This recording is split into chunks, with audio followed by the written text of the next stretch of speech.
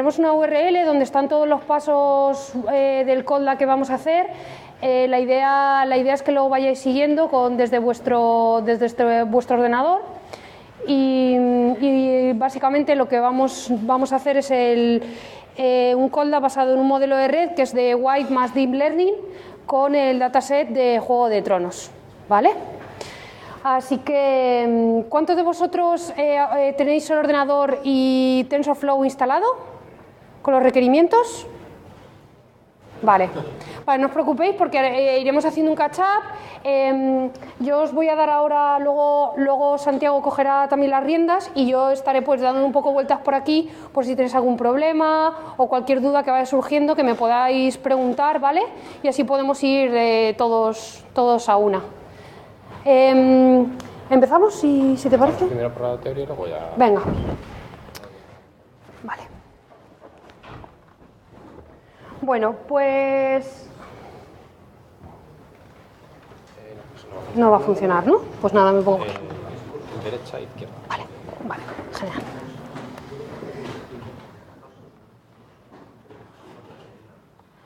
La inteligencia artificial es un campo de la ciencia de la computación que es enorme, ¿vale? Tenemos desde aprendizaje supervisado, aprendizaje no supervisado, semi-supervisado. Aquí básicamente lo que vamos a ver y lo que más hace TensorFlow es una mezcla entre lo que puede ser el Reinforced Learning, el aprendizaje por refuerzo, más el Deep Learning. Entonces estas son las ramas un poco que más uso. Sí, no pasa nada. Es curso a curso, ¿vale? Usuario curso, contraseña curso.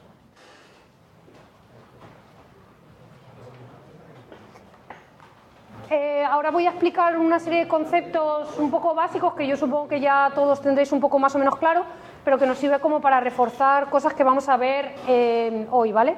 Bueno, pues al final, si tuviese que explicar qué es una neurona artificial en una frase, yo digo que nosotros siempre estamos trabajando con una serie de datos.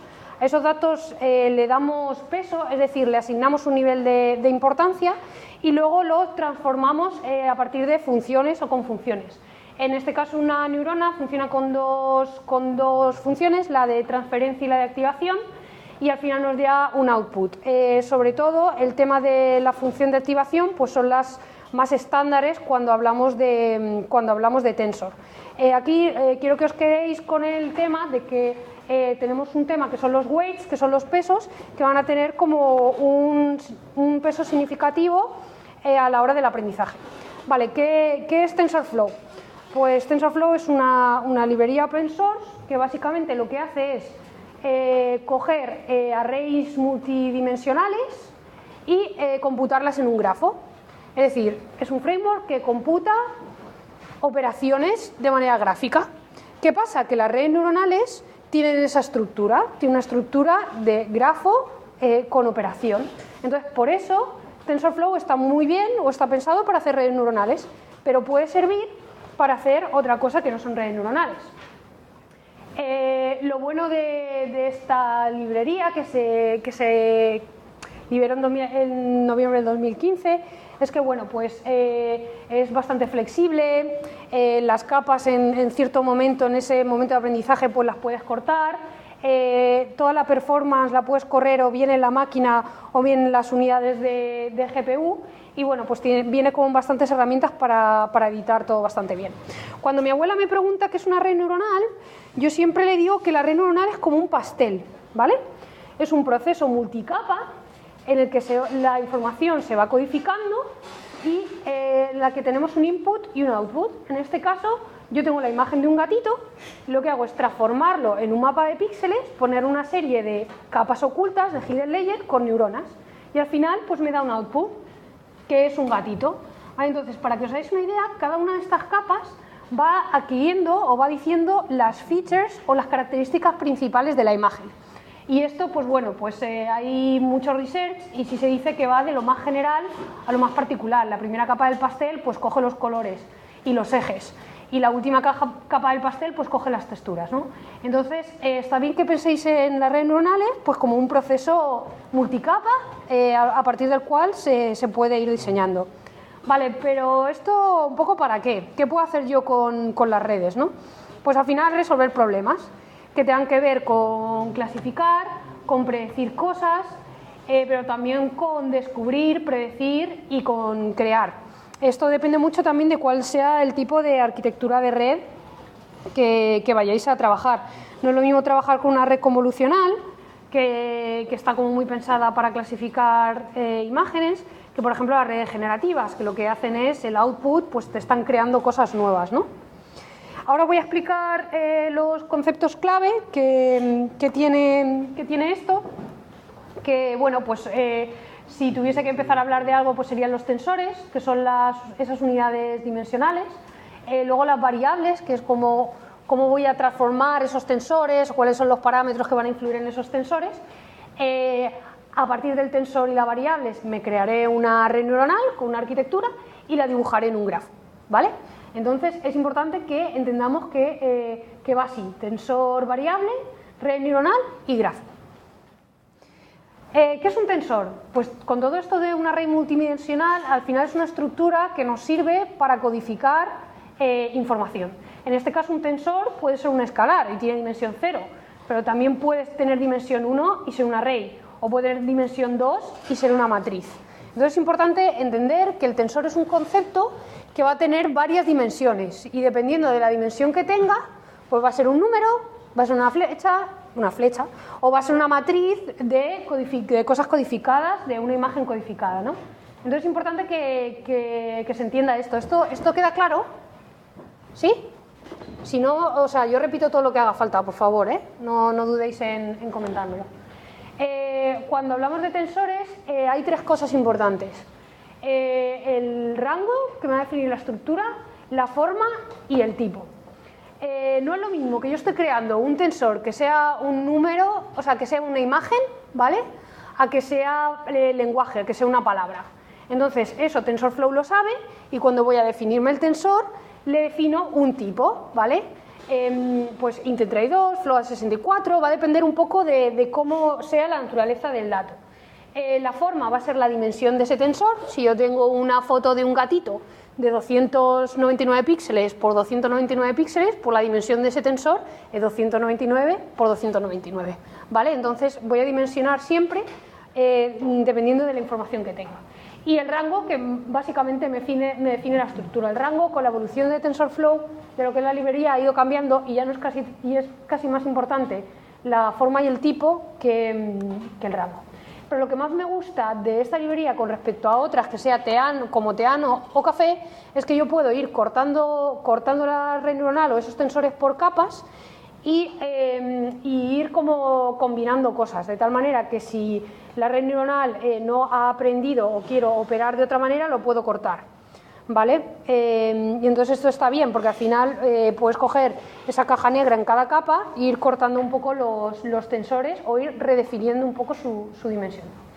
Las variables son estructuras que acompañan a los tensores y que nos ayudan a definirlos y a partir de los cuales nos va a salir entrenamiento de la red neuronal y que van a ir cambiando con el tiempo. Yo a lo mejor tengo un tensor, lo meto en una red neuronal y me doy cuenta de que tiene un peso, pero conforme lo voy entrenando y le voy metiendo otros datos, a lo mejor me doy cuenta de que tiene otro peso de importancia. Ahí está un poco también la fase un poco de aprendizaje de la red. Aquí y luego está también los pesos y las bias, que es un poco pues un factor de parcialidad. Entonces, acordaros cuando definía un poco qué era una neurona y veíamos el input de datos y luego veíamos que tenían unos pesos, pues esos pesos, conforme vaya a entrenar la neurona, van a ir cambiando. Así que en estas variables pues está un poco ese proceso de aprendizaje, ¿vale? Igual, las tres cosas importantes que os tengo que contar de las variables es que como TensorFlow computa operaciones en un grafo, hay que iniciar las variables, porque si no, no se cargan y si no, no van a salir dentro de la red, ¿vale? Entonces, esto es importante. Y luego se pueden salvar y restaurar. Si de repente veo que hay un overfitting en la red, es decir, la red ha aprendido una serie de cosas y veo que hay algo raro en los pesos o que ha aprendido mal o tal no sé qué, pues puedo salvar un estado o restaurar un estado anterior para crearme otra capa. Aquí lo que os quiero hacer ver un poco es que esta librería ayuda a diseñar redes, ¿vale? Y bueno, luego tenemos los grafos. Los grafos es como una estructura que nos sirve para ver cómo es la arquitectura de la red neuronal. Y eso está muy bien porque vamos a ver el flow de datos, de tensores, lo vamos a ver en dimensionalidad, vamos a ver los weights y los bias, vamos a ir pudiendo meternos dentro, ¿no?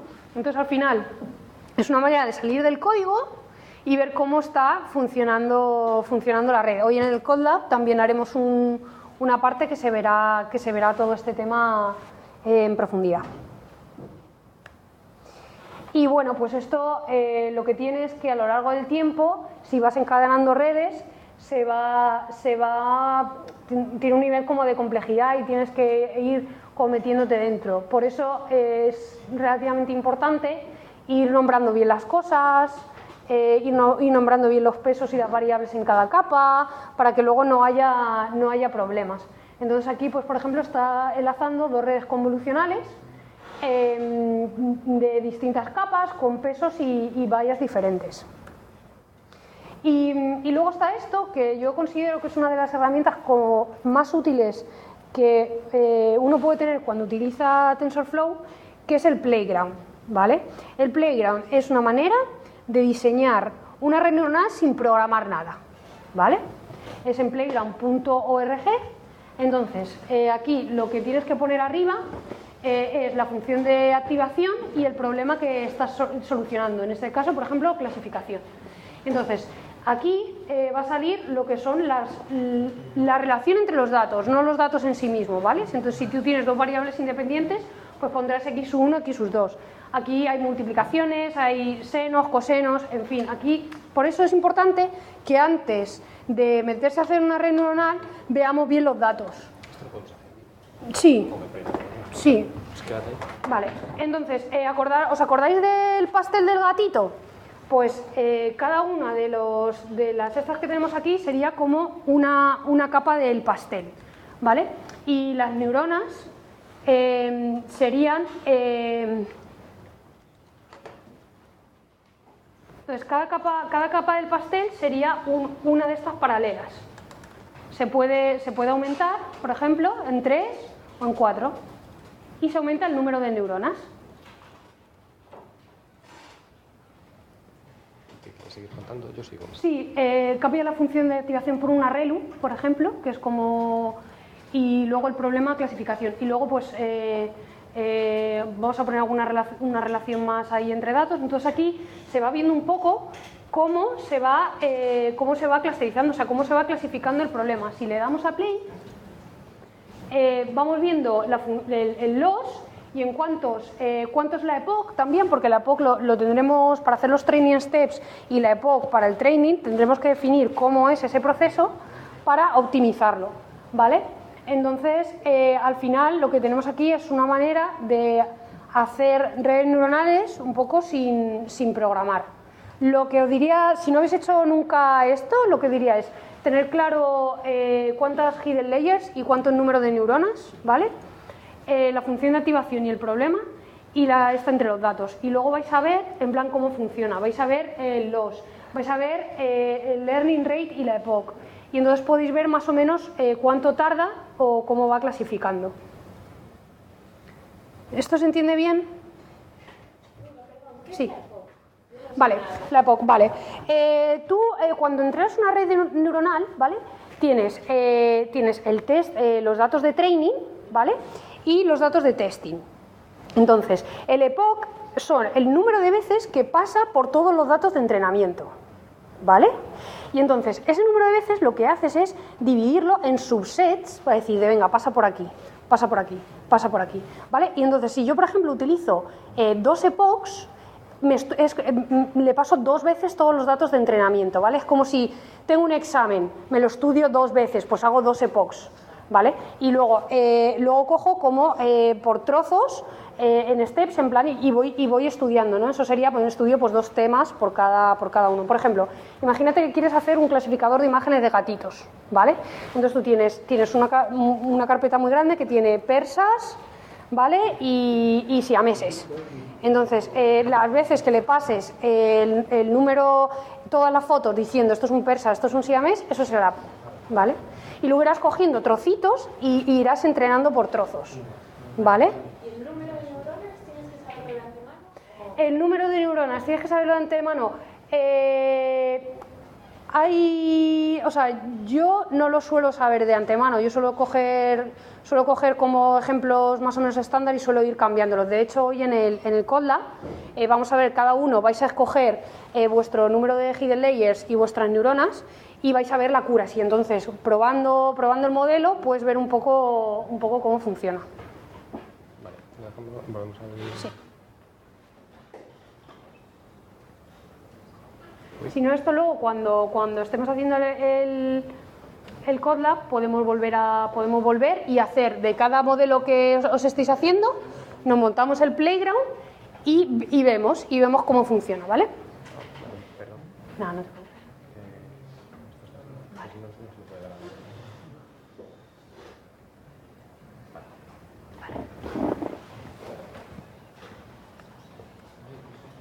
Vale, si no habéis visto nada de TensorFlow, os aconsejo un CodeLab aparte que se llama TensorFlow for Poets, que lo que hace es clasificar imágenes de margaritas, ¿vale? Entonces utiliza, o sea, de flores en general, margaritas, rosas, un montón de cosas. Entonces este CodeLab está muy bien para imágenes, ¿vale? Porque dentro de los modelos de redes hay muchos tipos de redes. Las convolucionales, por ejemplo, se suelen usar para imágenes, luego las recursivas, a lo mejor, y las loss content memory, pues se utilizan más para secuencia, para lenguaje. Entonces, cada red tiene, por así decirlo, los casos de uso más potentes. Entonces, el TensorFlow for Poets está muy bien para ver cómo funciona el tema de la imagen. Y además, luego, al final del CodeLab, os podéis hacer vuestro propio clasificador de lo que queráis, ¿vale? Ya está.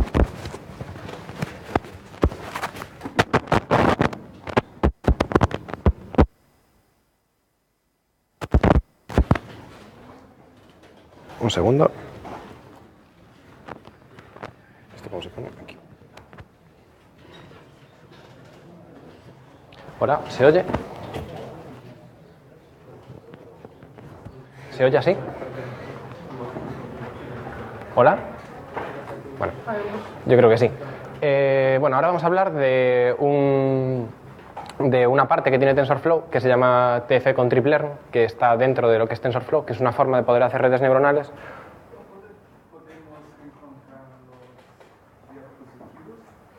Es una buena pregunta. Estas diapositivas las vamos a colgar en el GitHub, ¿vale? Ahora os daremos en el GitHub. Las colgaremos luego enlazadas desde el CodeLab o algo así para que podáis acceder a ellas. De momento no están públicas todavía. Pero gracias por la pregunta.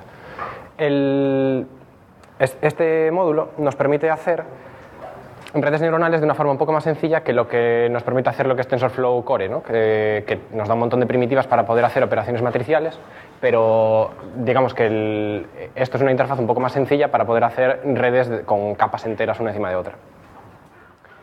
La cuestión es que además esto comparte nombre con otro proyecto que se llama TF-Learn, con el que no os confundáis porque es diferente y que al buscarlo en internet os aparecerán ambos resultados. Este no es, este es otro que también está chulo, pero que no es el mismo, ¿no? Y ambos sirven en realidad para lo mismo, lo que pasa es que se nacieron de forma independiente por parte de dos grupos distintos, ambos lo intentaron incorporar a TensorFlow y lo consiguió uno de ellos. Bueno, está dentro de Contrib, que quiere decir que todavía son añadidos, pero que no es parte de lo que es TensorFlow, pero está dentro del código.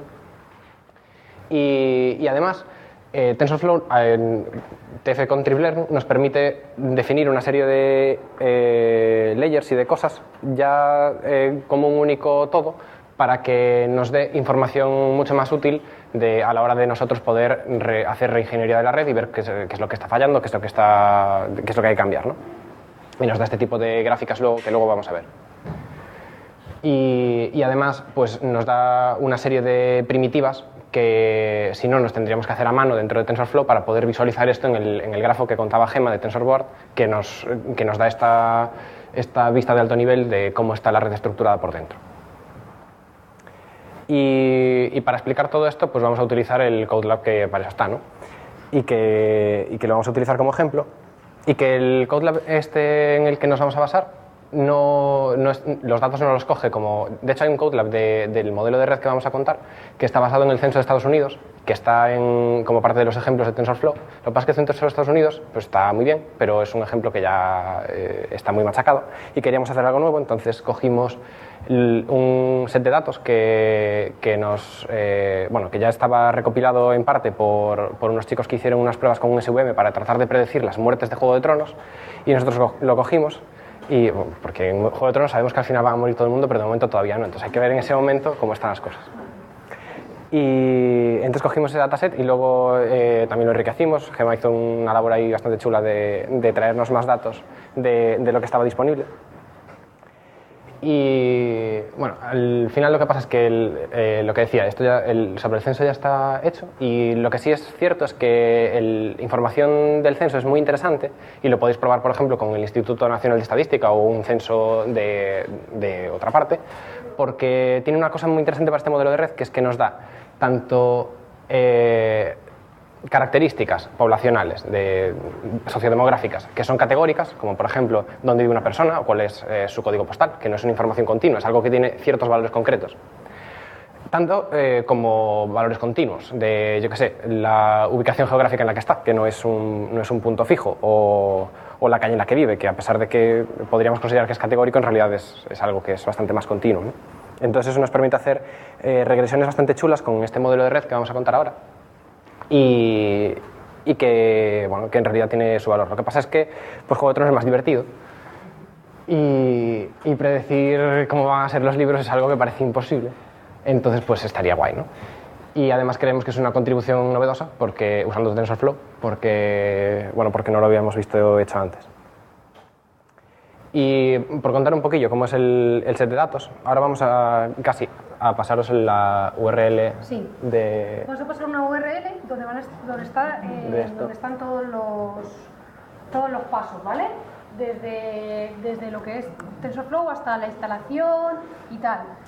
Para que os hagáis una idea, vamos a contar un poco cómo funcionan los datos y luego en la parte de instalación vamos a parar un poquito para que los instaléis y voy a ir viendo, pues eso, si tenéis algún problema con algún equipo, ¿vale? Vale, la URL es esta.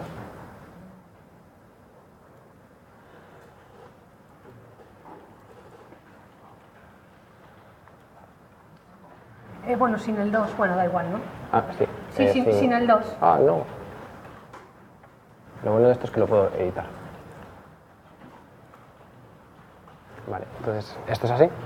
¿Está ya por ahí?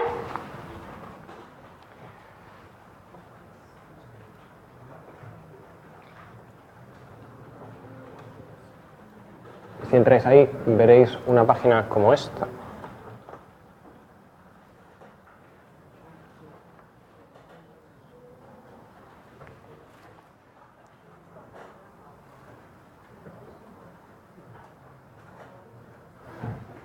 Voy a mirar la pantalla. Se ve un poco mal esto.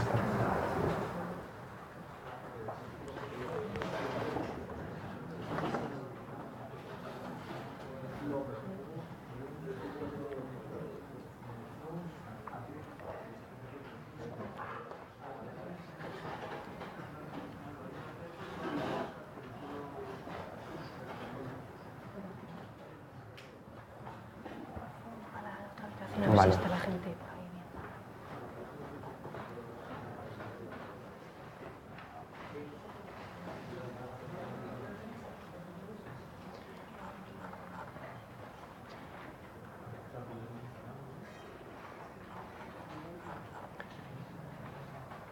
Vale, los que hayáis llegado ya hasta aquí, en esta primera página, que es la de presentación, pues veréis un poco en texto lo que hemos estado contando. Y aquí a la derecha está ya lo que es la primera página. Y ¿por dónde empiezo contando esto? Es que no veo nada. Si quieres, cuenta todos los datos. Vale. Un segundo.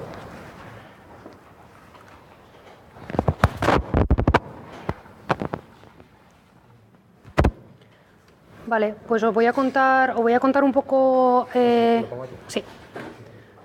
Si pasáis a la parte 2, Visualization Behind Game of Thrones Dataset, pues aquí lo que hacemos antes de un poco generar la red es ver un poco qué datos tenemos y cómo funcionan, ¿no?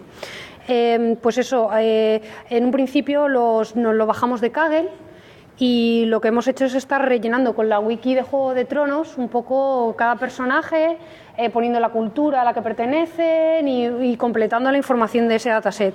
Además, hemos estado buscando en answerthepublic.com cuáles eran los intereses de la gente cuando busca Juego de Tronos, ¿vale? Esto pues veis el círculo, estas son pues las preguntas de how, which, why. Entonces al final la gente estaba preguntando why people die in Game of Thrones, how are the deaths of Game of Thrones, which episode dies Game of Thrones. Entonces había como una especie de interés acerca de la muerte, ¿no? Entonces empezamos a ver que todo el mundo empezaba a preguntar sobre la muerte en Juego de Tronos, ¿no? Entonces dijimos, bueno, pues a lo mejor es un tema que con el dataset merece la pena profundizar o merece la pena un poco ir dándose cuenta, ¿no? Entonces, bueno, en la parte esta de Downloads Source Codes, aquí tenéis el dataset, por si os lo queréis bajar. Luego hay otra carpeta que sale el dataset y el código, así que no os preocupéis de momento, si lo queréis aislado, pues lo podéis poner. Y un poco aquí os cuento qué tipo de columnas hay y qué cuenta cada una, ¿no? Se le asigna un ID a cada personaje, luego una columna a través del Support Vector Machine. Se ha hecho ya un ejercicio de esto y lo que se saca es un Probability Likelihood of Death, ¿vale? Entonces esa es la columna que habla de plot. Luego el nombre de cada personaje, el título que oscila, el género, a qué cultura pertenece, si es popular o no es popular, porque otra cosa que pasa en Juego de Tronos también es que los personajes populares mueren mucho, ¿no? Entonces también esa feature, ¿no? Esa característica de si un personaje tiene cierto nivel de popularidad, pues podría ser significativo, ¿no? Luego, en qué libro aparece cada personaje, etcétera. Si seguimos bajando, pues vemos que tenemos 1946 personajes, o sea que estamos hablando ya de todos los personajes del libro, no solo los de la serie, con lo cual nos daba como una visión como más completa del autor y de tal, y cómo funcionaban, la media de edad y una correlación, ¿no? entre ciertas cosas. Aquí os hablo un poco de la cultura más significativa, que realmente los Northmen y los Valyrian pues son los que más aparecen. El histograma de popularidad, aquí se puede ver que la mayoría de los personajes no tienen mucha popularidad, ¿vale? Porque los personajes que tienen cero popularidad son más de 800, con lo cual aquí se ve que, bueno, pues que dentro de todos los personajes que pone Martin, pues la mayoría no son especialmente populares, ¿no? Y luego aquí una correlación que nos llamaba la atención estudiar, ¿no? La popularidad versus el número de parientes muertos que tienes, ¿vale? Si están muriendo tus parientes, significa que vas a caer, siendo muy popular, ¿no? Entonces nos interesaba estudiar cómo funcionaba esa correlación. Entonces lo que vimos aquí es que los personajes ¿sabes? Como que no eran populares, no solían tener tampoco muchos parientes muertos, ¿no? Pero conforme hay un increase de popularidad o sube la popularidad que va hasta el 1, sí podíamos que había como cierto patrón repetitivo de número de parientes muertos, ¿no? Y al final pues nos encontramos un personaje que era muy popular y que tenía 14 muertes alrededor, ¿no? Que consideramos también un poco la anomalía. Entonces, para que aquí veáis un poco que antes de meternos en redes neuronales, también estamos viendo cómo funcionan variables entre los datos, que esto es importante decirlo porque puede llegar a influir en el diseño de nuestra red, ¿vale? Entonces es un consejo que damos, que sí, que esto queda muy bien, pero antes de hacer una red tal, pues a lo mejor merece la pena estudiar también este tipo de cosas. Y poco más. No hagáis solo SQLs, ¿vale? intentar ver cómo funcionan las relaciones entre datos. Y una vez visto esto, pues os voy a dejar con Santiago, que os va a explicar el modelo de red. Primero vamos a instalar Tensor. Ah, sí, vamos a hacer. ¿Cuántos tenéis instalado Tensor de aquí? Vale. Vale. Toma. Pues para los que no, está el apartado 3. ¿Tenéis Linux? ¿Sí?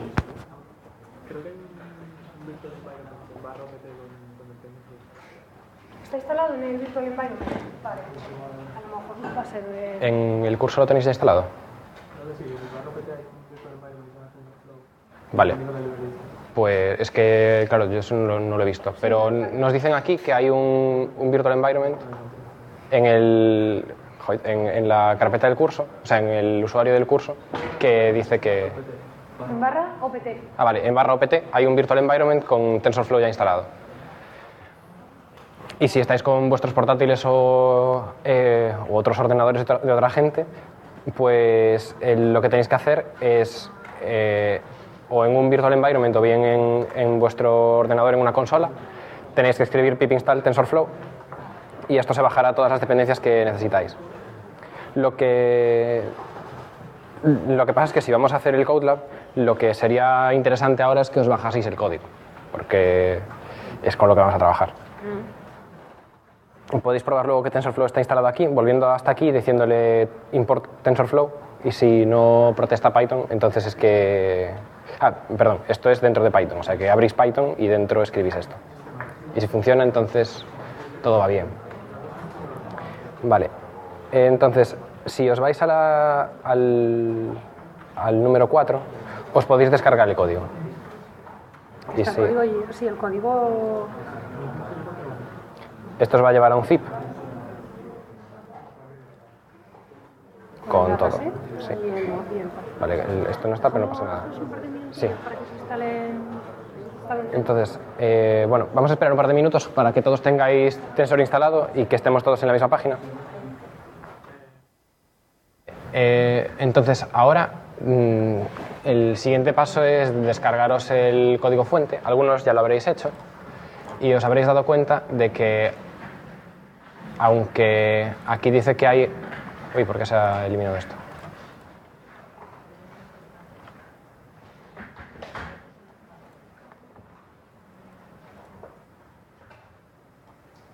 Vale, que aunque aquí hay una carpeta dataset, está vacía. Esto es normal, no pasa nada. Vamos a abrir esto. Y vamos a entrar aquí.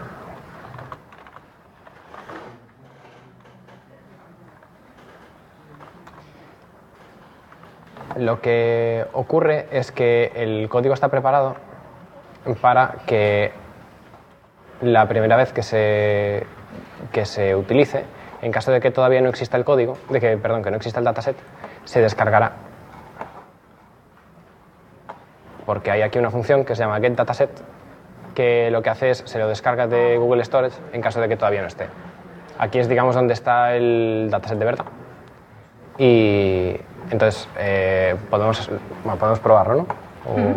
Sí, bueno, mejor también aplicar el modelo de red. Vale, primero podemos empezar por ahí, sí, mejor.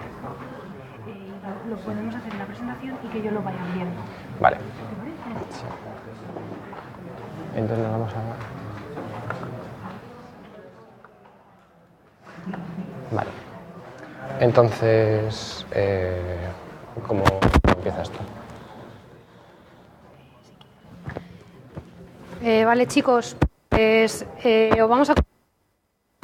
en lo que es el modelo de red vamos a utilizar, comentaros antes de esto que hay muchos tipos de redes, ¿vale? Y que cada red pues sirve para solucionar una serie de problemas. Esta red fue creada, es proceso por Google para temas de recomendaciones de descargas de la App Store, ¿vale? Entonces, lo que hace esta red es combinar las bondades de dos redes y ponerlas en una sola, ¿vale? Porque entiende que los datos... Esta esta red se llama wide más deep. Entonces es una red que tiene dos partes diferenciadas que operan de manera diferente y que se combinan, ¿vale? La parte wide es un modelo de red que funciona como una regresión, o sea, como con ese modelo de logistic regression, que la optimización se hace con backpropagation y que está pensado para datos continuos, ¿vale? Para números. Entonces es un modelo de clasificación que, perdonadme por el ruido, es un modelo de clasificación que está asociado a datos continuos y que hace clasificaciones más lineales. ¿Esto se entiende? ¿Me he explicado bien? Vale. El modelo DEEP lo que hace es funcionar como una red más de Deep Learning, como una red que hemos contado de las capas del pastel. Ojo, tengo un input con una serie de capas ocultas con la función de activación y tengo un output, ¿vale?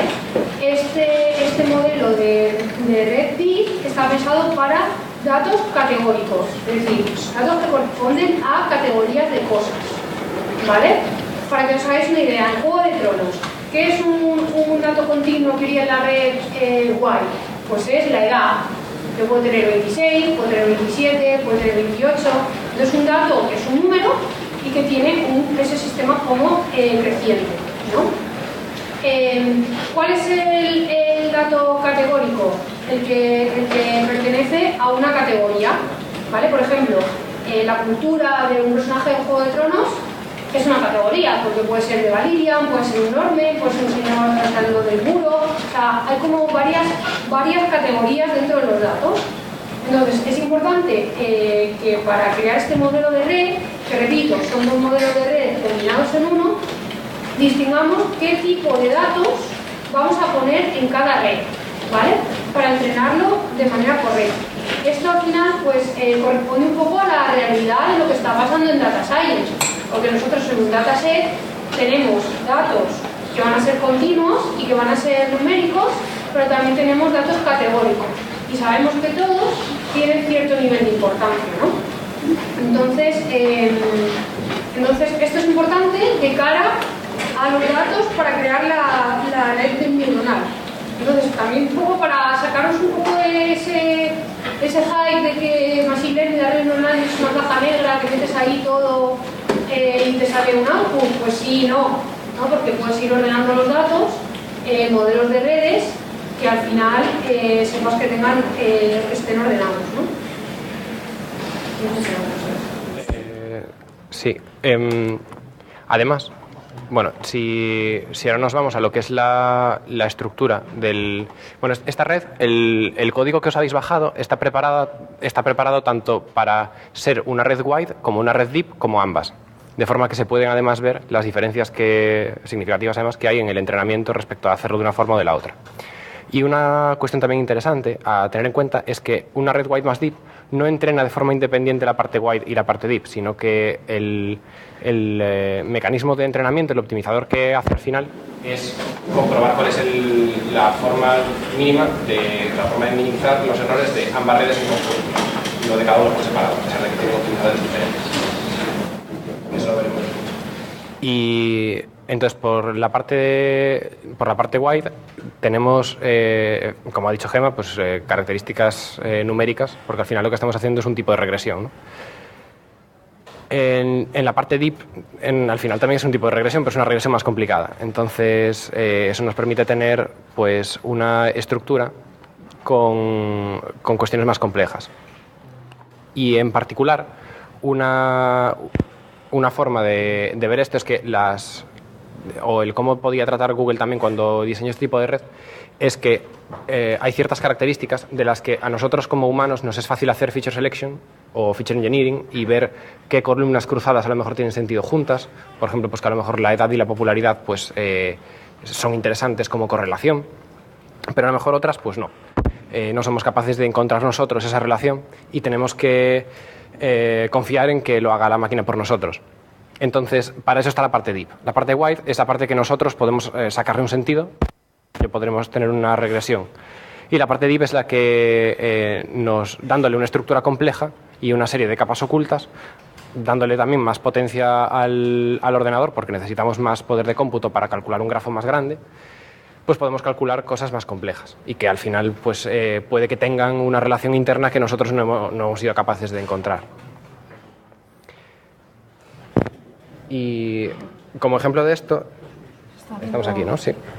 Como ejemplo de esto, tenemos los embeddings. Un embedding es una forma de estructurar un dato que no es continuo.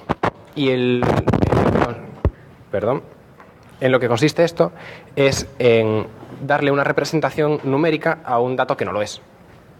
¿Cómo hacemos esto? Por ejemplo, a la pregunta de ¿está el padre de un personaje muerto?, podemos contestar sí o no. Pero en lugar de contestar sí, 1, no, 0, otra forma de poder ver esto es como contestar sí y no de forma independiente, como preguntas independientes.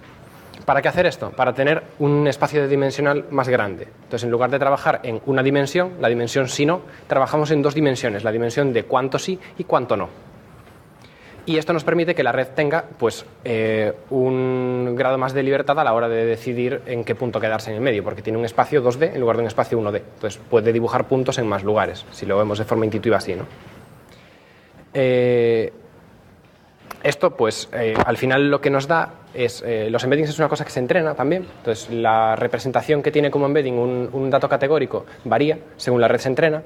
Y eso nos permite que las casas, por ejemplo, en el ejemplo que muestro, que en el espacio multidimensional en el que están, pues unas casas estén más cerca que otras, más cerca unas entre sí que otras. Entonces también tenemos un tipo de clustering que se entrena de forma implícita a la propia red a la hora de tener este tipo de estructuras. Este es un ejemplo con, por ejemplo, la casa Frey y Lannister, pues podrían estar más cerca y más relacionadas entre sí de lo que podrían estar con la casa Stark o Kaer Stark, y sin embargo entre ellas están mucho más cerca. Esto lo vamos a ver luego en TensorBoard con el ejemplo real, pero es un ejemplo más pequeño para poder verlo en menos dimensiones.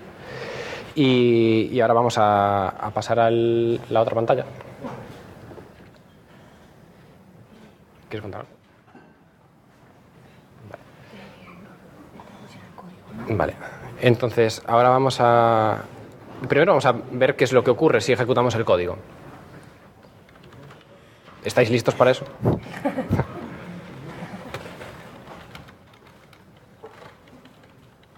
Espero que funcione. Y no, porque no nos han instalado todo. Esto quiere decir que no nos han instalado todos los paquetes. Pip install pandas, ¿no? Lo que pasa es que aquí no vamos a poder hacer esto, porque esto es OPT.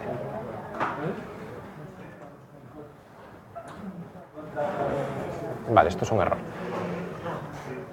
Vale, respecto a lo que os había dicho antes, va a haber un problema, que esto no lo habíamos tenido en cuenta porque el ordenador del curso no tuvimos acceso a él antes, y es que no podemos escribir cosas en /OPT porque somos usuarios sin permisos. Entonces vamos a hacer una cosa. Vamos a abrir otra terminal y Instalar como los paquetes, ¿no? instalar los paquetes. Entonces, en vuestra carpeta personal debería de haber también una carpeta que se llama MTF. Entonces, abrís una terminal nueva y en ella escribís source mtf /bin/activate en lugar de lo que habíais escrito antes.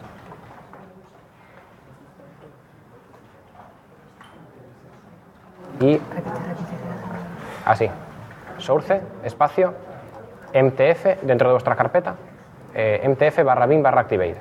Y esto os debería de dejar una consola así, tal que esta. Mierda, perdón. Sí, disculpa, gracias. Pues cerráis la terminal en la que estabais, abrís una terminal nueva y aquí escribís source. En esta carpeta os vais a encontrar en la carpeta personal del curso una carpeta que se llama mtf. Entonces hacéis source mtf bin activate. Y aquí, si os... no está... Sí, en plan en presentation, what you need abajo, Y aquí están estas son las... Sí, pero hay un fichero que ya tiene todo.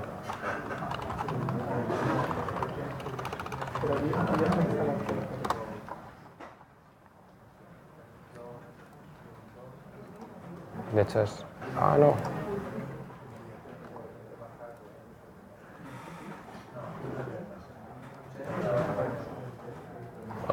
Vamos a crear un enlace corto de estos.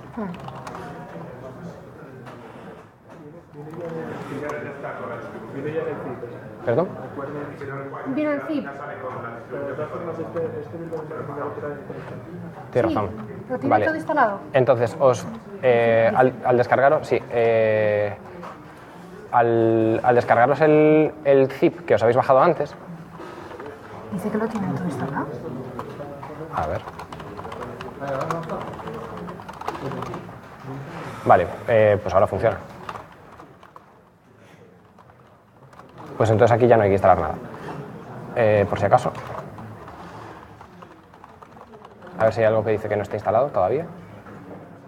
Vale. Efectivamente, en este entorno que está en la carpeta del usuario ya no hay que instalar nada porque ya nos han instalado todo lo que faltaba. Y entonces nos podemos ir ahora a donde estaba el código y ejecutarlo. El código está dentro de la carpeta YDIP y se llama netmk1. Hay que poner los arpas. Si los ponemos luego hace que cambien cosas. Entonces de momento dejamos así. Venga. Y ahora...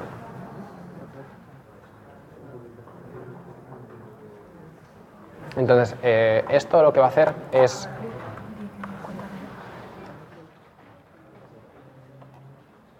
Perdonad que este es el tamaño máximo que ve la pantalla, el proyector, aunque la pantalla es mucho más grande y eso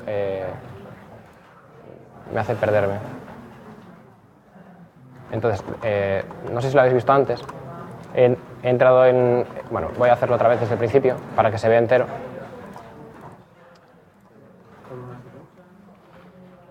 Vale.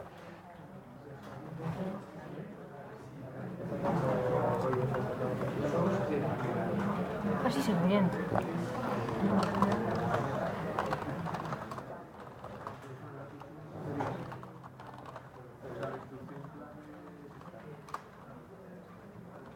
Python, MKD.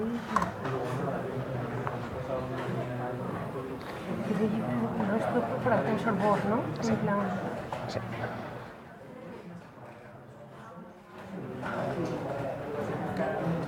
Que de hecho podemos empezar por ahí, para que se vea algo y luego contamos en el código cómo está hecho. Sí, a ver, sí, se puede empezar por ahí o se puede empezar, lo siguiente que podemos hacer es volver a correrlo, pero con el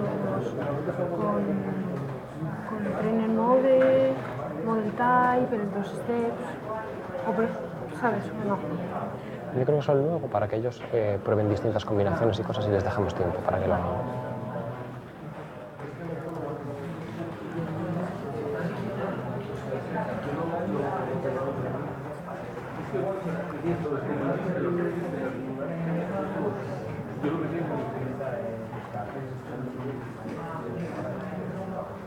Bueno, esto puede que tarde un poco porque es así.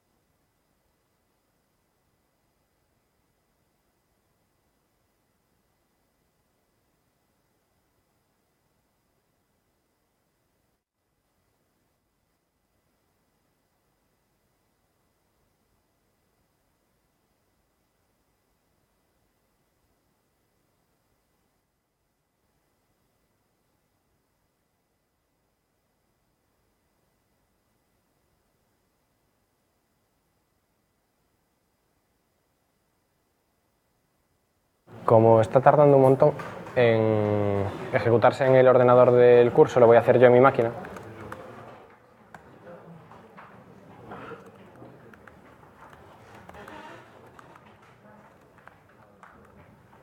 Uy.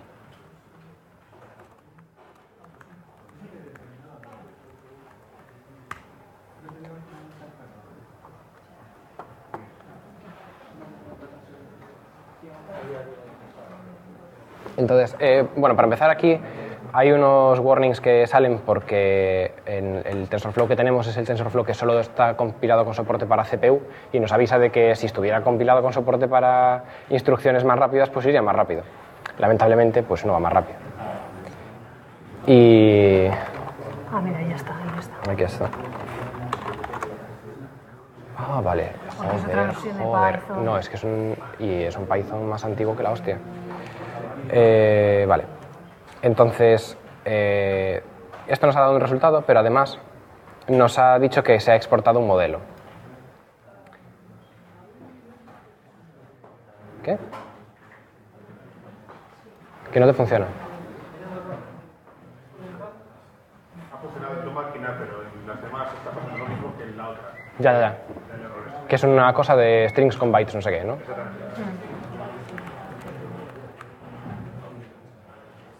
Vale.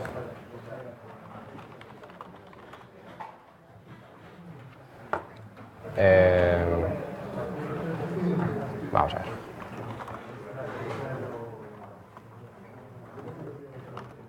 Pues vamos a hacer una cosa.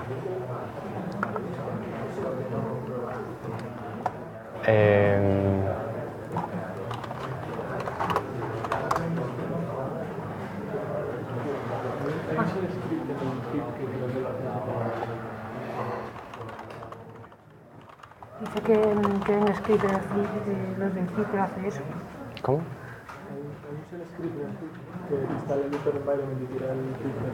¿De quién?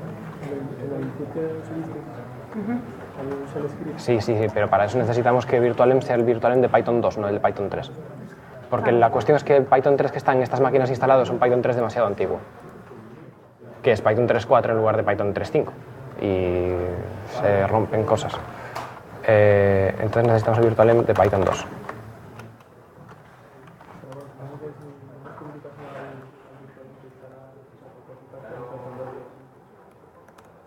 Sí, pero es que ese script que dices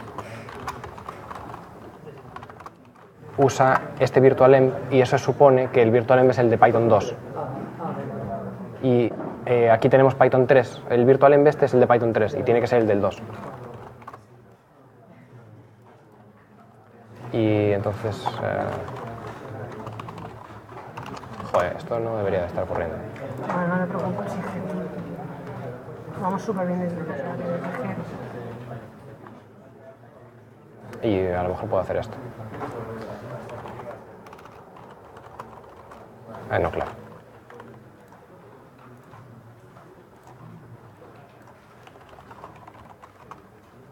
Vale.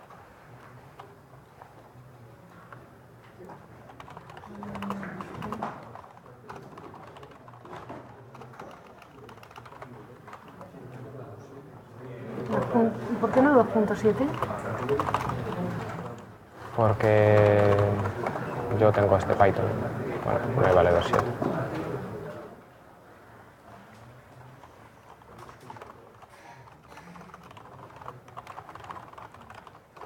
Estamos mirando a ver por qué no funciona el virtualenv que os han dejado instalado.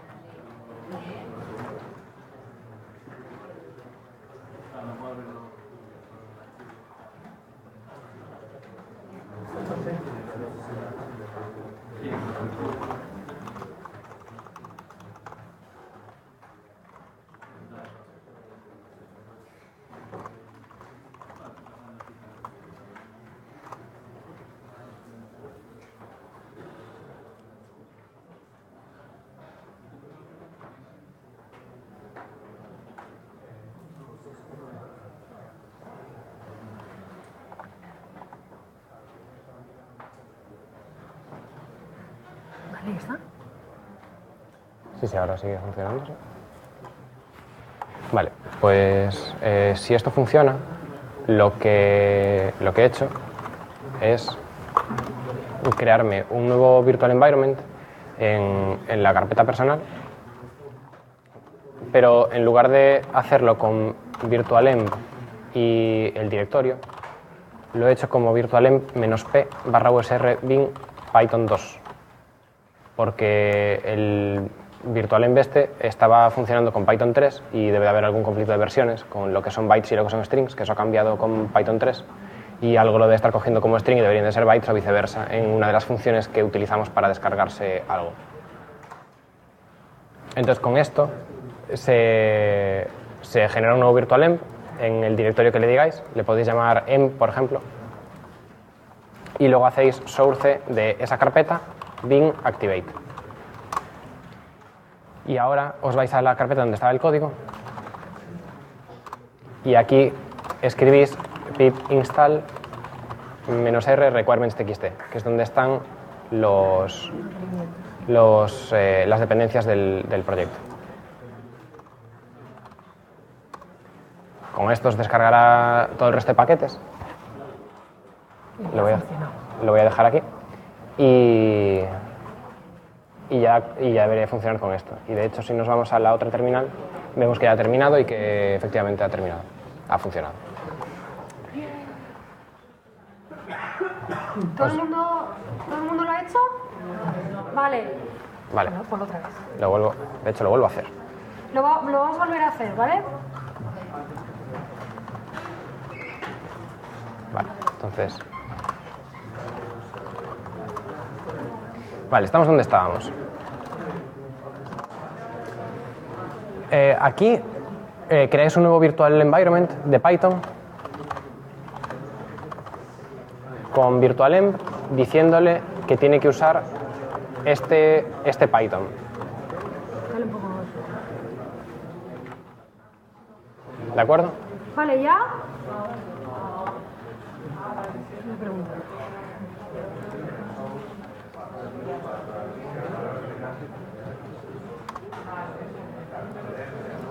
¿Ahora sí? ¿No? Vale, ahora os metéis dentro de este virtual environment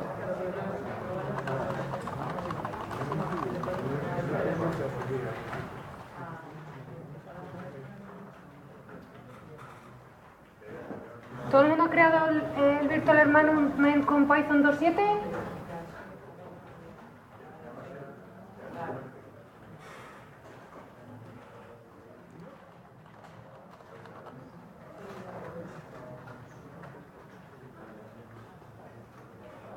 Aquí estás activando el virtual environment. Sí. Entonces, os metéis dentro del virtual environment. ¿Habéis hecho source en bin activate con el directorio que es? Sí, ¿no? ¿No?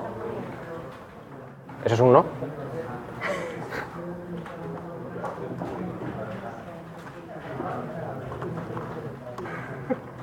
Pues no sé, a mí no me contesta. ¿Todo el mundo ha creado el environment 2.7 y está ahí, activado? ¿Quién no lo tiene? Están en Mac. Bueno, no debería ser un problema. ¿Es el Mac o es el...? Pues era... Sí.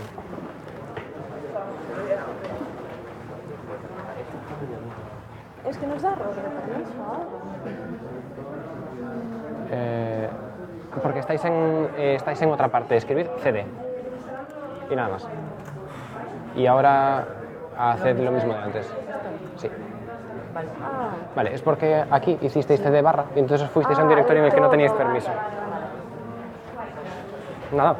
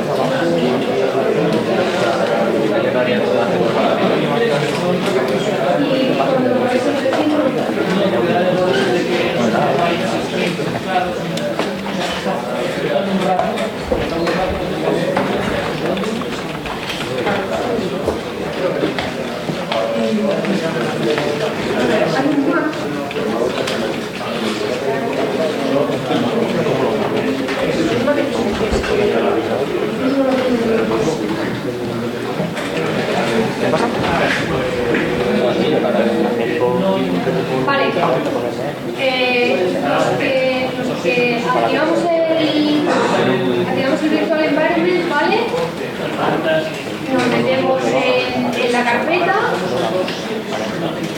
y instalamos los requirements.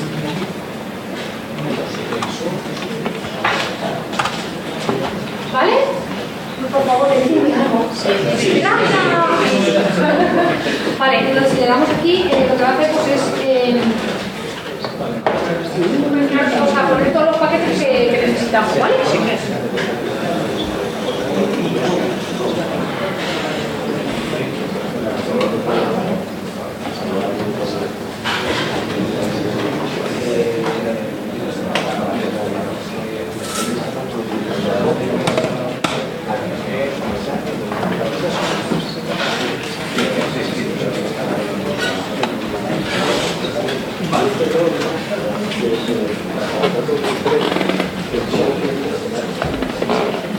Vale, entonces nos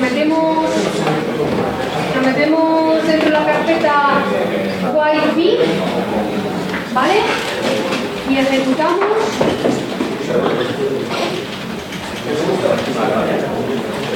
Dale.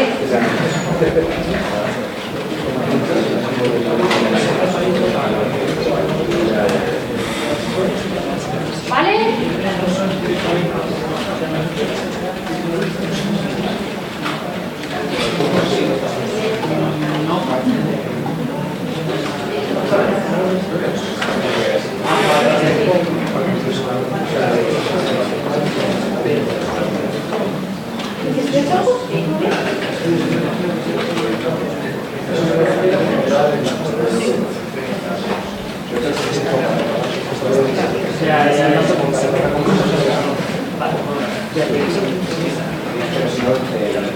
Vale, pues para repasar en plan que como habíamos visto, nos habíamos usado los paquetes, habíamos entrado en la carpeta de while, ¿vale? Y habíamos ejecutado Python la red.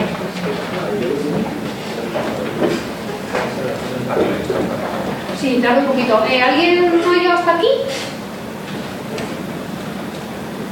¿Todo el mundo está ejecutando la red?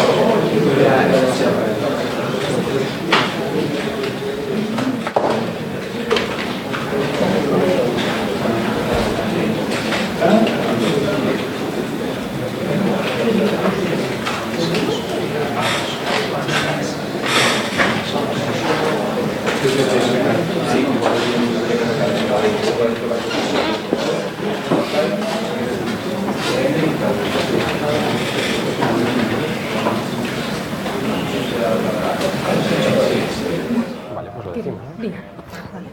Bueno, si habéis ejecutado la red, veréis que una vez se termina de evaluar, nos da una serie de métricas. Y ya está, y se termina el programa, ¿no? ¿Qué va a hacer? O sea, nos computa un modelo y ya está. Y además nos dice cómo de bueno es ese modelo. En este caso, y estos valores van a ser diferentes para todos vosotros, porque una de las cosas que tiene el entrenamiento con redes neuronales, como probablemente sabréis, es que hay un proceso estocástico y que al principio los pesos son aleatorios y luego se van entrenando. Entonces, pues lo que ocurre es que como los pesos de partida son diferentes para cada uno de vosotros, pues probablemente tengáis precisiones diferentes. En nuestro caso, la medida de precisión que nos ha dado pues es esta de aquí, es 0,99. Y luego tenemos una serie más de medidas que nos permiten pues, evaluar una serie de cuestiones, como que, por ejemplo, en particular, esto, aunque nos ha dado... No, esto está bien, olvidad lo que estoy diciendo. Lo que ocurre es que hay esta métrica, que es el baseline label mean, nos dice cómo de cómo de desproporcionados están los datos de entrada. Aquí estamos haciendo una clasificación lineal, una clasificación binaria. Estamos diciendo si sí o si no se va a morir un personaje de Juego de Tronos en particular.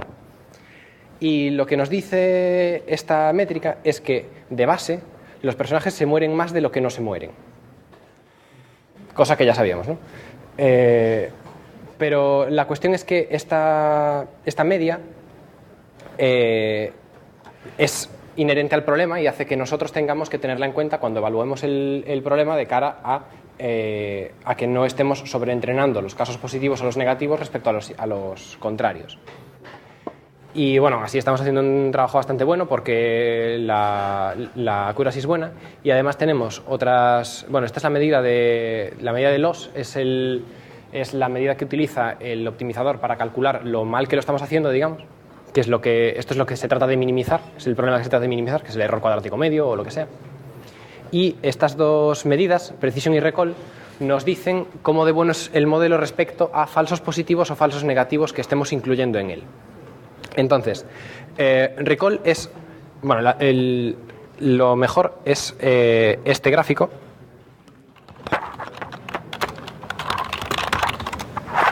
Para explicarlo, si lo podemos ver centrado, que es que precision es de los verdaderos positivos.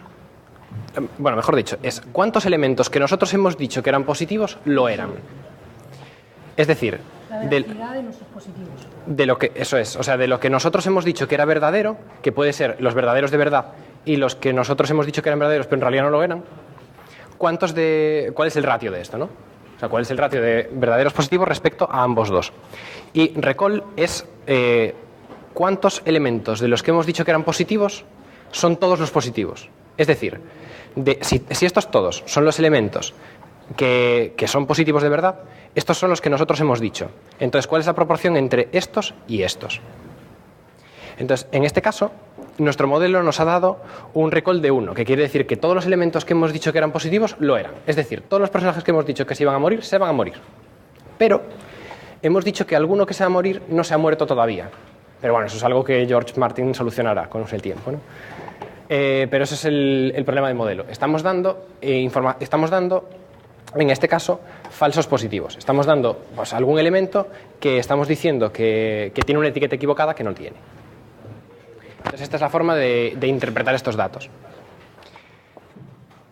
Y ahora... La conclusión es recorrido preciso, o sea, esto dice los falsos positivos, nos habla de falsos positivos. Sí, o sea, la conclusión es que, bueno, para empezar, dependiendo del tipo de problema que queráis analizar, os interesa minimizar un tipo de error u otro. Unos son los errores de tipo 1 y el otro son los de tipo 2.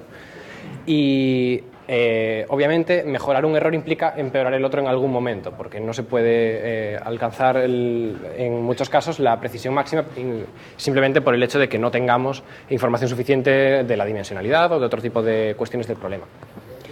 La cuestión es que en este caso lo que estamos es dando una medida que sería bastante adecuada para un sistema de recomendación, por ejemplo, porque estamos diciendo que todas las cosas que hemos clasificado como relevantes lo eran. Lo que pasa es que a mayores le estamos dando al usuario cosas que no eran relevantes para él. Pero como son suficientemente pocas, pues es una medida pues que está bien, ¿no? Que tiene sentido.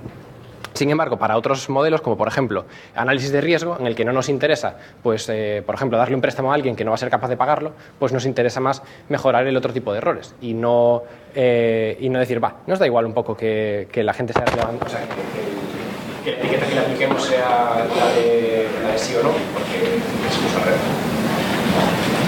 Y aquí pasa una cosa. Esto es la accuracy respecto a nuestro modelo. Como es un modelo lineal, nuestra media está en 0,5 porque tenemos los ceros o unos y este sería el valor que nos saca de cuál es la media de nuestras etiquetas. Y la cuestión es que este valor podría ser al revés, podría ser 0,002 y pico, y en realidad estaría diciendo lo mismo, porque esto lo que quiere decir es cuál es la media de nuestros resultados respecto a una de las dos etiquetas. Entonces, si estamos aplicando la etiqueta contraria, nos daría el valor contrario, pero eso no quiere decir que esté mal la cuestión. O sea, la accuracy.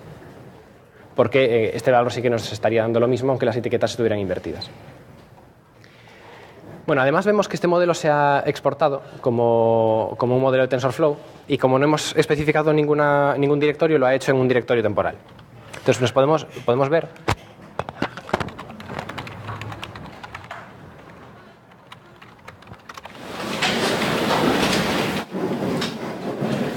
que aquí hay una serie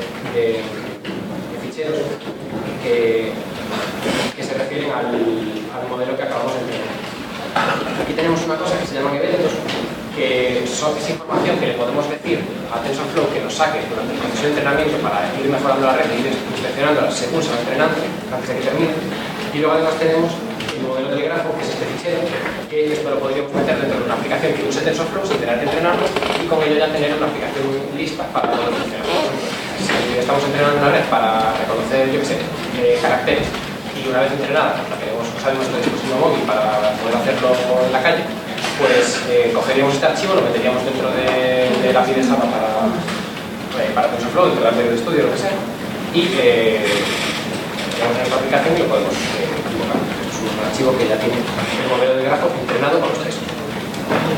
Y estos son distintos checkpoints que podemos ir guardando para ir viendo cómo va mejorando la red. En este caso solo se ha guardado el del inicio porque se guarda siempre, y el del final, que es en el paso 200, porque veremos que también. Para poder ver esto más gráficamente de lo que estoy yo contando, porque lo podéis creer o no, hay una utilidad que se llama TensorBoard, que se os ha descargado en el mismo virtual a la realizar de los requisitos, porque es para TensorFlow, y esto le podéis decir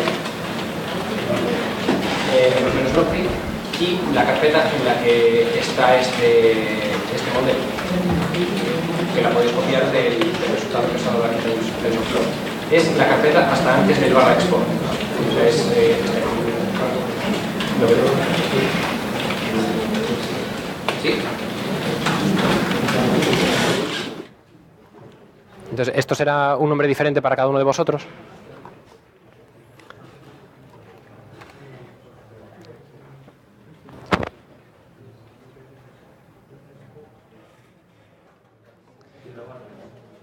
¿Funciona?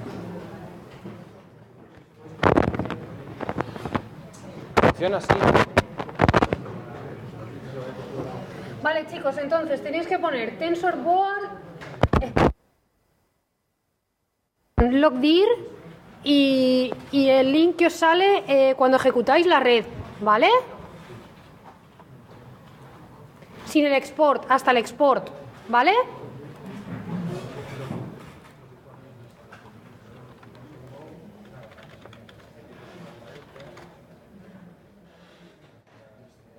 TensorBoard, espacio, guión, guión, logdir, temp, sin comillas.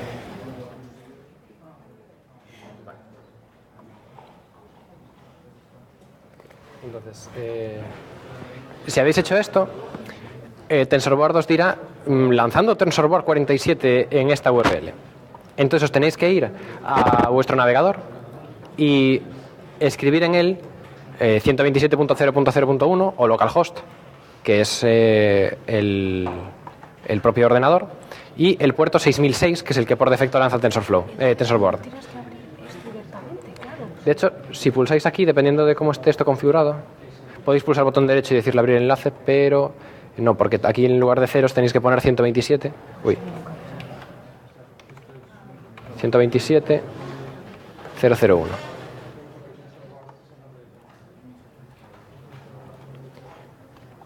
Entonces, si os vais aquí,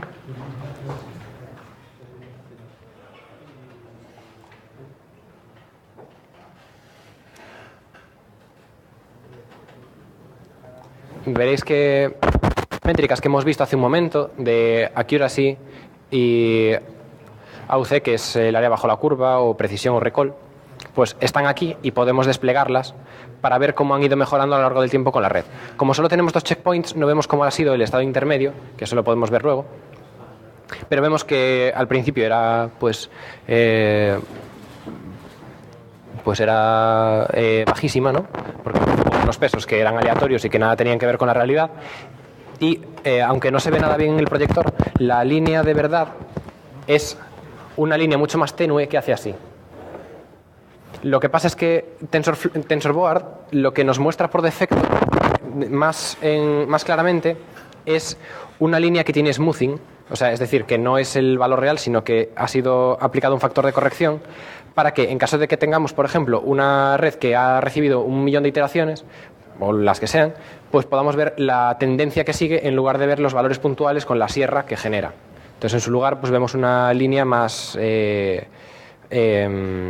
suave, ¿no? Si quitamos el factor de smoothing, vemos cuál es la línea de verdad y vemos que esto llega prácticamente a 1.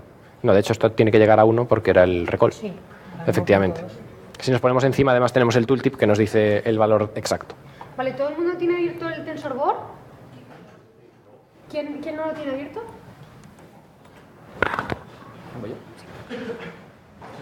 ¿Alguien más aparte de...?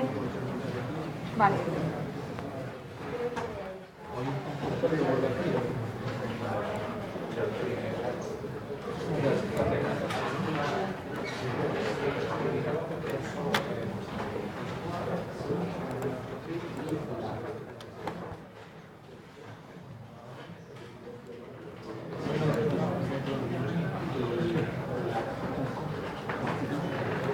Vale, para repasar, pues comentaros que aquí siempre os va a salir una dirección, ¿vale? Cuando ejecutéis el board. Entonces, probablemente si abrís este enlace a lo mejor no funciona y tenéis que poner 127.001 y el puerto. ¿Vale?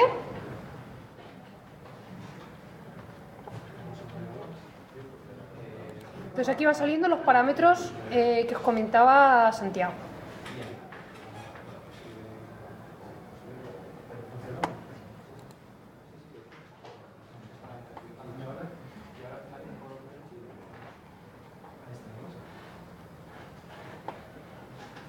Vale, para repasar lo que ha dicho, acordaros que el loss, o sea, tiene que ver con el tema del optimizador y que el objetivo es minimizarlo, ¿vale?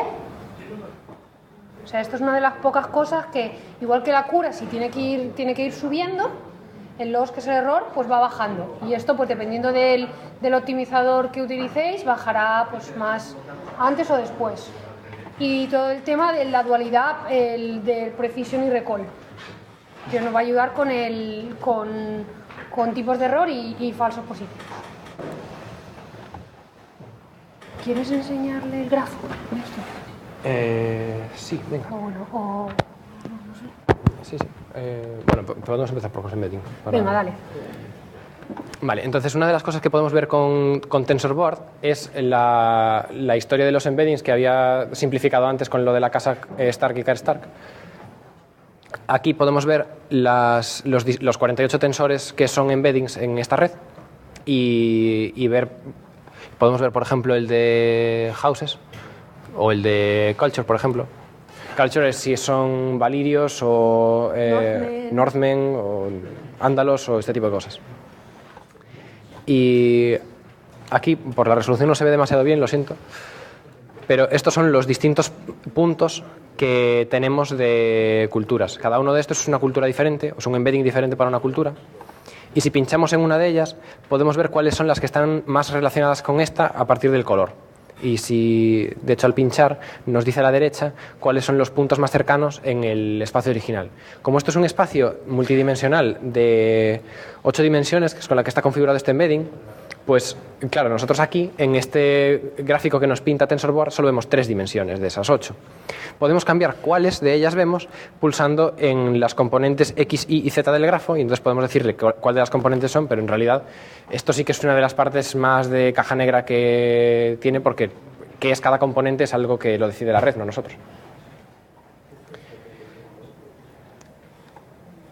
Y entonces podemos decidir sobre distintas métricas de distancia cuáles son los vecinos más cercanos, y vemos que no siempre, que la métrica de distancia hace variar estas cuestiones. Esto es una aplicación bastante chula de análisis de datos que normalmente no se cuenta así, ¿no?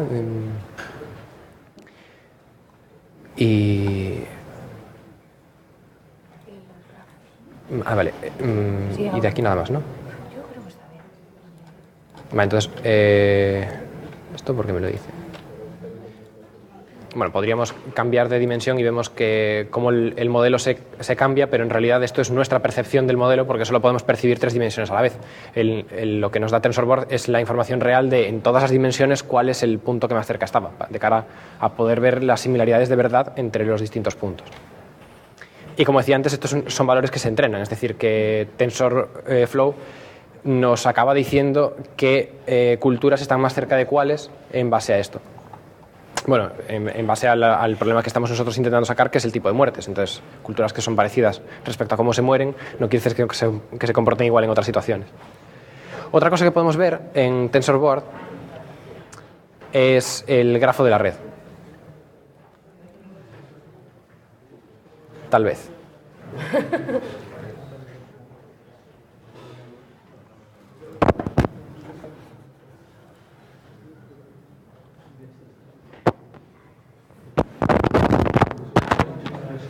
¿Por qué? ¿Esto qué pasa?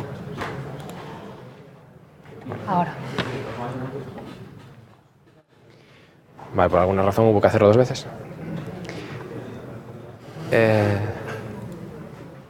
Vale, entonces, esto es el grafo de la red que hemos ejecutado ahora. Y Como se ve un poco mal, si no os importa, como todos tenéis el TensorBoard abierto, la cuarta pestaña, que es Graphs, ponerla, ¿vale? Para que veáis todos el grafo y podáis operar. ¿Lo tenéis? Vale. Sí. No es que se ve fatal. ¡Ostras! Se ve fatal. No sé si hay algo aquí. Bueno, siento que se vea tan mal en el proyector. Si TensorFlow por defecto... ¿Sí? Pincha en otra y vuelvo a pinchar en Graph. A veces pasa eso. Ahora ya sí, ¿verdad? Pues es la magia de estas cosas. Entonces, TensorFlow tiene una cosa, que es que con el modelo que estamos utilizando, que es tf-contrib-learn, automáticamente nos agrupa partes de las redes de forma que nos da pues, una visión más global de lo que sería directamente que nos ponga un grafo con todas las operaciones de multiplicación de matrices ahí a lo loco y ya está. Entonces, hay una primitiva de TensorFlow que nos permite agrupar estas cosas de forma que todas las operaciones que estén dentro de esas, a la hora de mostrarlas en el grafo, se nos muestran como cajitas. Entonces, como este modelo es un modelo wide más deep, tenemos una parte linear, que es la parte wide, donde están las variables continuas, y tenemos otra parte deep, que es donde está la red de neuronas artificiales, que es esta, la DNN. Entonces tenemos un linear y un DNN, que ambas van por aquí hasta una función, que es la que se llama aquí binary logistic y punto suspensivo, que es la que tiene dentro la función de entrenamiento, que es el entrenamiento conjunto de ambas. Entonces, si abrimos pulsando en el más, si pinchamos en linear, esto nos lleva a esto de aquí, que son las 3 columnas que tenemos de linear, que son... podemos entrar aquí y podemos ver para cada una de ellas que lo que hay dentro aquí en realidad es el peso, que es lo que hablábamos antes, cuando teníamos una red de neuronas y tenía un peso asignado a cada una de las variables que entraban, pues este es el peso que tiene esta variable que está aquí dentro. Y esto por cada una de ellas, podemos verlo para todas. Y para la parte deep, podemos ver que es más grande y más compleja, y que puede que le cueste un poco más al ordenador llevarla. Y que aquí tenemos una serie de capas que empiezan en este input from feature columns, que es donde están las columnas que nosotros hemos puesto para la red deep, que es donde están todos los embeddings que hemos especificado para esta red, que son las variables categóricas. Y luego las capas ocultas que la conforman.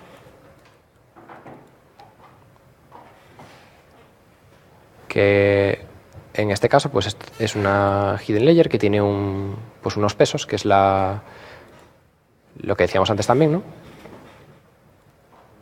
Y además que tiene un sesgo, como la mayoría de redes, que es el bias.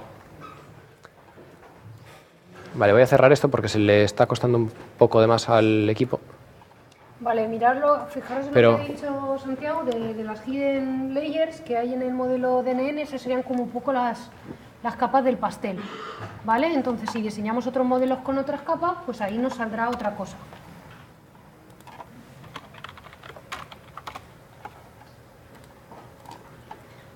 ¿Todo el mundo ha visto un poco el grafo de la red?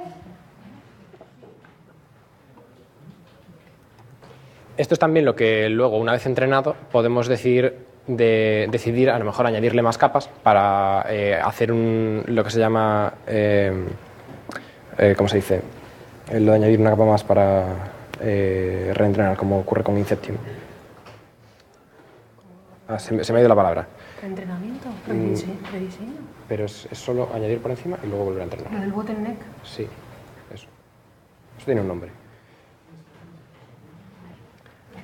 Bueno, la cosa es que una vez tenemos esta red diseñada, podemos moldearla de forma que si no cambia su estructura, pero podemos hacer que tenga más capas por aquí o más partes de la red siempre que no interfieran con estas y utilizar esta red entrenada y luego entrenar otras. Quería enseñaros también la parte del entrenamiento, eso es, y eso se llama Transfer Learning. Lo que os quería enseñar también era que en este Binary Logistic Head aquí es donde está dentro la operación de entrenamiento. Si habéis hecho un curso de IA, que probablemente muchos de vosotros sí, ¿no? Pues veis que aquí la operación de entrenamiento está ligada, es una sola y está ligada a ambas redes. No son dos operaciones de entrenamiento como ocurrirían en una red wide y una red deep de forma independiente, sino que ambas van a la misma y es esta operación de entrenamiento la que dentro tiene referencias a ambas redes a la vez y si ampliamos aquí, ambas dependen una de la otra de cara a asignar la función de loss del modelo para optimizarla. Que eso, por eso podemos ver voy a abrir Linear, que es más pequeño. Por eso podemos ver aquí que de cada una de las variables, si abrimos los pesos, weight lleva una referencia en el grafo a este Binary Logistic Head, que es la función que lo entrena. Entonces, cómo funciona esto es que TensorBoard es, para no mostrarnos líos entre el grafo de que se crucen las líneas, hay líneas que no nos muestra y en su lugar nos pone estos puntitos, que quiere decir que la referencia a esto está en otra parte del grafo.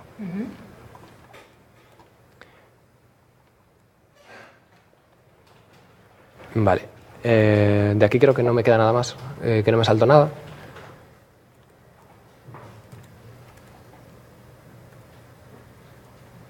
Esto no sé si funciona. Vale, luego otras pestañas que podemos tener en TensorBoard son dependientes del tipo de información que tengamos. Por ejemplo, si estuviésemos analizando información de audio, pues habría aquí una pestaña audio de la que podríamos sacar algo de información, pero como no estamos analizando audio, pues no. Y lo mismo con imágenes, texto y demás. Entonces, aquí cabe la posibilidad de que si estáis utilizando pues, una red para, por ejemplo, para reconocimiento de speech, ¿no? del habla, pues podéis sacar de aquí información de los embeddings que se están generando en el otro lado para ver qué corresponde a qué y de ahí sacar algo de sentido y ver cómo la red de verdad está entrenando. Y ahora, si queréis, pues lo que podemos hacer es dejaros un poco de espacio para que probéis distintas configuraciones de la red. ¿Podemos ver el código? Sí.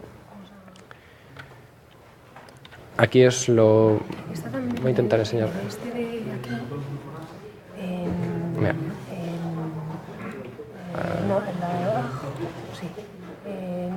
en Combining. Aquí. Si os fijáis, hay una parte del código que tiene algo tal que así. Que esto es el clasificador de la red. Bueno, lo que estamos construyendo todo esto se llama clasificador, que es algo que nos etiqueta entre varias, o sea, una columna objetivo.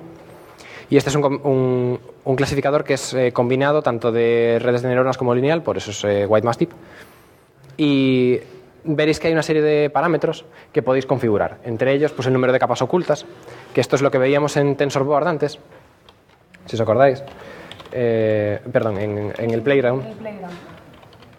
Daros cuenta que lo que os ha, o sea, que está en la parte, está en el apartado 7, a ver, en el 8, que es Combining White Mass Deep Learning Models, si lo veis, hay una parte que dice Lineal Feature Columns, pone White Columns, ¿vale?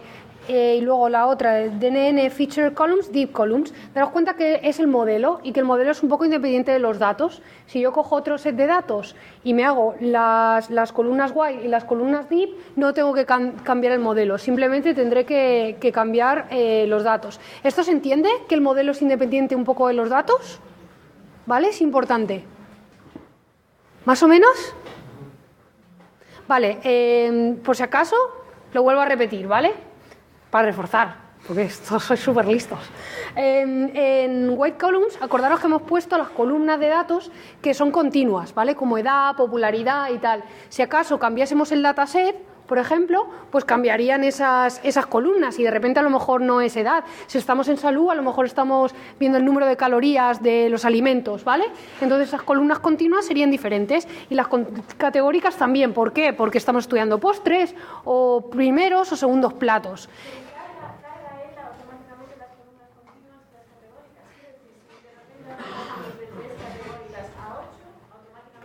Claro, tenemos que hacer un reshape y tenemos que... ahora sí, Lo vemos ahora. Sí, lo vemos ahora, pero sí, o sea, tú pones las categóricas, las continuas, lo dimensionas y el modelo va a ser igual, ¿vale? O sea, la cuestión es que si abrís el código podéis seguir esto mejor. Y aquí hay una... Bueno, esto es la función que carga el dataset. Y estas son las columnas que hay en ese dataset. En el caso de que tengamos otras columnas, aquí tenemos que cambiarlas para que la carga de datos funcione, ¿no? Pero además, luego tenemos que decirle a TensorFlow qué columnas queremos que sean qué tipo de columnas. Y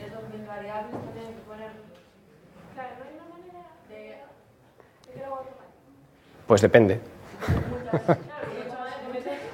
O sea, la cuestión es que depende de cómo de automatizable sea tu proceso. Si las variables son cada una diferente, ¿cómo lo automatizas, no? Y yo ahí te diría, hazte primero un Principal Component Analysis o un Support Vector Machine y luego te haces la red neuronal cuando hayas hecho la reducción de dimensionalidad y metes a la red las dimensiones que realmente importen. Yo es lo que el consejo te daría. Claro, es que, por ejemplo, sobre todo en...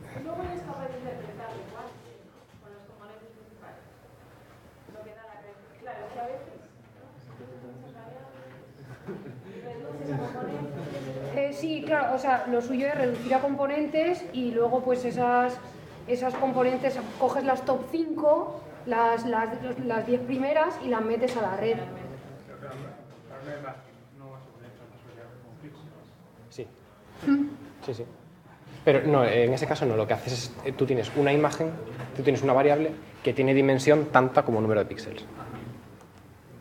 Pero lo dices como una única cosa. Independientemente, independientemente no, tú tienes que decir de qué dimensión es la imagen. Eso sí que tiene que ser fijo. Pero sí que puedes hacer que la red dependa del tamaño de imagen y luego configurarte tu red en función del tamaño de imagen. Pero va a ser una red entrenada de forma diferente para cada tamaño de imagen, eso sí. Exacto. Porque ahí sí que el número de entradas depende del número de píxeles que hay. Pero no vas a tener que especificar píxel a píxel que esto es una imagen. No, eso... Pero lo que sí es cierto es que si tú tienes una serie de columnas categóricas que son diferentes entre sí, que tú tienes, por ejemplo, yo que sé, una columna que es ADN, que tiene 4 valores, que son esos 4, y tienes otra columna que es tipo de respiración, yo que sé, que puede ser, pues no se me ocurre ahora tipos de respiración, ¿no? Pero agitada, relajada. Entonces, ambas son columnas categóricas, pero tienen categorías diferentes. O sea, tienen etiquetas diferentes cada una de ellas y tienen dimensión diferente, porque una tiene 4 valores posibles, la otra 2, o los que sean. Entonces, ahí, de algún modo, tienes que decirle a la red qué dimensión tiene cada una. No, bueno, eso, en el caso de que sea tan sencillo como simplemente comprobarlo, lo puedes programar también en Python. Al final, TensorFlow los estás describiendo en Python y lo puedes hacer. Lo que pasa es que si te encuentras con algo diferente que no habías previsto, pues puede que tu red entrenada ya no sirva, porque no habías previsto ese caso. Entonces, está bien controlar un poco a mano también lo que estás haciendo. En este caso, lo que tenemos como columnas categóricas, de hecho, hemos puesto los nombres a mano, pero luego las dimensiones que tienen se calculan de forma automática. Este es un ejemplo de eso. Y luego tenemos una serie de columnas binarias que solo tienen 2 valores posibles. Entonces, aquí pues solo hay 2 valores posibles, que ya se los decimos, ¿no? Y en las columnas continuas, estas son columnas que son numéricas. Entonces, aquí abajo, en respuesta a esa pregunta también, hay una... vamos a ver, aquí. Este diccionario lo que hace es calcular para cada columna que tenemos en categóricas, mirar cuáles son el número de elementos únicos. Y entonces lo que hacemos es decir, pues esta columna tiene 25 elementos, esta tiene 24, esta 32.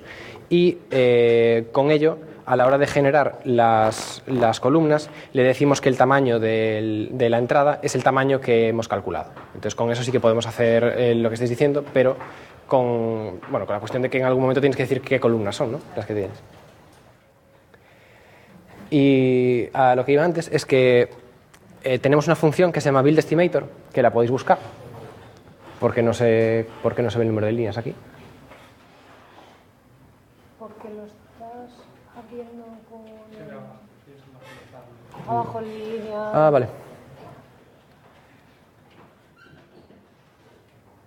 Vale, esta función de la que os va a hablar ahora Santiago es la que te construye el modelo, ¿vale? Y es la que ahora os vamos a pedir que vosotros en un ratillo estéis cambiando. Podéis poner optimizadores, podéis cambiar el número de capas, podéis cambiar el número de neuronas, ¿vale? Vale, pues si seguimos con la red Y más deep, que es la que ocurre cuando entramos en esta parte del condicional, que es la que ocurre por defecto, lo que ocurre es que tenemos aquí una serie de columnas que son las que se describen antes, ¿no? Y una serie de capas ocultas. Podemos probar a cambiar este número de capas ocultas, que es lo que teníamos aquí antes, en el playground, ¿no? Este es este número de capas, y el 50-100 es el número de neuronas que tiene cada capa. Como veis, aunque visualmente 8 neuronas parezcan un montón, aquí ponemos 100 y 50 y no tarda más que unos segundos. El truco que hago, si yo cuando pongo 100 y 50, pruebo con 10 y con 5, y veo un poco el flow de datos. ¿Vale? Porque una cosa que también podemos ver es que con TensorBoard, que estaba antes abierto, si carga la página, se puede ver que hay un montón de neuronas que no se están activando nunca. Lo que pasa es que no sé por qué no se puede mostrar en este ordenador esto.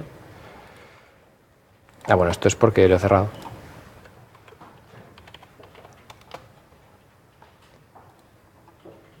Pero hay una cosa aquí que se llama el número de... Aquí está. Es el activation de las capas ocultas. Nos dice cuántas veces se activa cada una de las capas ocultas. Y bueno, podemos ver que en realidad hacen falta menos neuronas de las que hemos puesto para tener una precisión semejante a la que hemos conseguido. Entonces podéis probar a ir cambiando este número y ver cómo eso afecta a la precisión de vuestra red.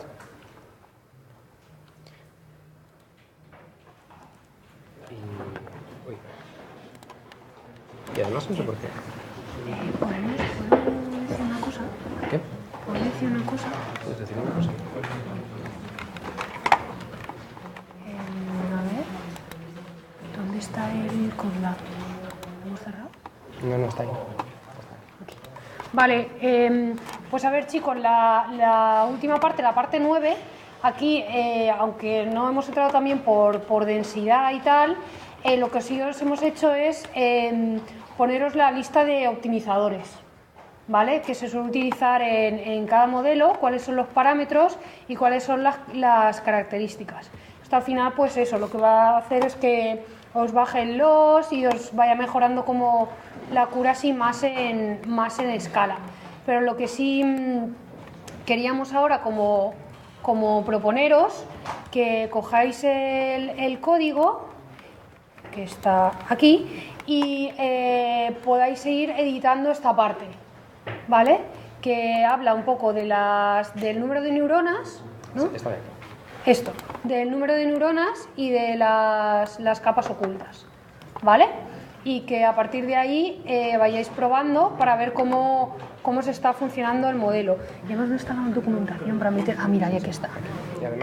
Y además y tenemos más cosas. Y es que si os vais a la documentación de TensorFlow, o directamente lo buscáis en Google, os vais a encontrar con ejemplos de uso de este mismo clasificador con más parámetros que nosotros no hemos puesto todavía y que bueno, estaría interesante que probaseis también, porque además de las feature columns que hemos puesto en ambos y de las capas ocultas, tenemos, por ejemplo, otra variable importante, que es el optimizador que se use por defecto. Que por defecto se utilizan estos dos, que son los que están aquí descritos, pero podéis cambiar el tipo de optimizador que estáis utilizando. Si habéis, probablemente uno de los optimizadores que os hayan hablado es el de gradiente descendente o el stochastic gradient descent, que podéis utilizar aquí también. Entonces, si os vais aquí a la documentación de TensorFlow, podéis ver que Gradient Descent es uno de los optimizadores que podéis utilizar y podéis ponerlo aquí como DNN Optimizer y eso hará que la red se entrene con ese optimizador. Entonces, también pediros que tenemos un formulario aquí en la parte 10 donde nos encantaría que pudieseis meter un poco cómo habéis diseñado vuestro modelo, ¿vale? El número de capas, el número de neuronas en cada capa y la accuracy. Si queréis, o sea, nosotros la idea es como hacernos una tabla con todos los resultados, ¿vale? Donde se pueda ver cómo va variando el modelo y además, pues bueno, pues si queréis ser incluidos en la tabla con vuestro alias o vuestro nombre o lo que queráis como para contribuir al proyecto, pues estaría genial. Y si probáis un poco la parte de optimizadores, pues también que nos digáis un poco el optimizador, en plan si habéis utilizado otro que no sea el estándar. Y luego pues también os pedimos en la parte 2 un minuto, os pedimos un poco feedback para ir mejorando el CodeLab, ¿vale? ¿Qué os parece más difícil? ¿Qué os ha gustado más, menos? Para que la próxima vez que se vaya haciendo pues se pueda hacer mejor, ¿vale? Y nada, ahora vamos a dejar un ratillo, vamos a estar por aquí para cualquier cosa que queráis preguntarnos y mientras tanto lo que voy a hacer va a ser subir al GitHub la presentación de las slides, ¿vale? Que antes las han pedido por ahí.